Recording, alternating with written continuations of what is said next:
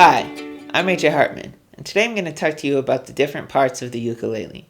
So, to begin with, we'll start at the top. This is called the head of the ukulele, and on the head are the tuning knobs, or better, or more often called machine heads, and basically they're just used for tuning the strings of the ukulele. And the next part we'll talk about are the strings. There's 4 strings. What the top one is called the G string, the next one is the C string, followed by the E string, and then the A string. And the top one is actually the if you've ever played guitar or any other stringed instrument, it's a little bit different. It's kind of like the banjo. It's a thinner string than the next string down, so it's a higher pitched sound. The next part we're going to talk about is the neck here, and we'll start at the top of the neck with the nut. The nut is basically just the thing that spaces out the strings and holds them in place. The next part of the neck is just the back part of it that gives it its rigidity and just keeps it attached to the body of the instrument.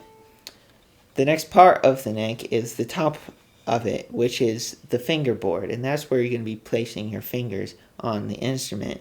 And on the fretboard are these little metal bars, and the spaces in between these metal bars are called frets, and that's where you're going to be pressing down on the strings in order to play the instrument.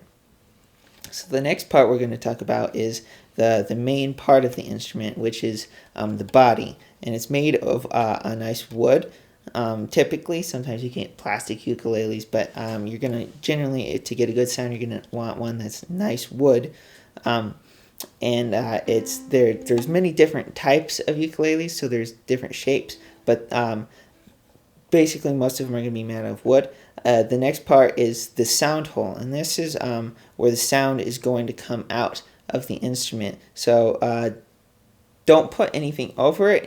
It's going to be difficult to do that, but it's what gives it its resonance.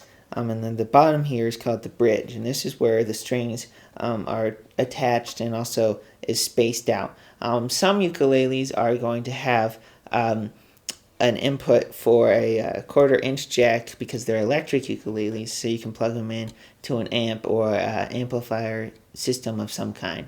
So that's the basic structure of a ukulele. Thank you for your time.